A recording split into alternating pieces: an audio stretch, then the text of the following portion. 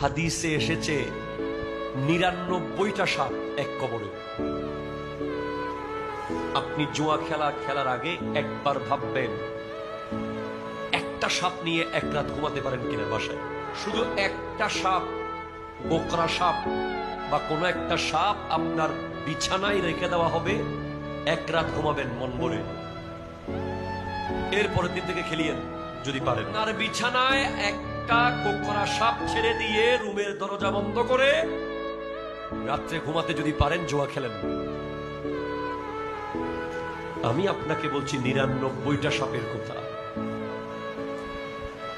এই সাপগুলো আমাদের পৃথিবীর সাপ নয়, এগুলো কবরের সাপ। এগুলোর একটার নিঃশ্বাস যদি পৃথিবীতে ফেলে, এই পৃথিবীতে আর কোনোদিন কোনো ক্ষেত খামার হবে না। এরকম ৯৯টা সাপ কবর। আল্লাহ আল্লাহ।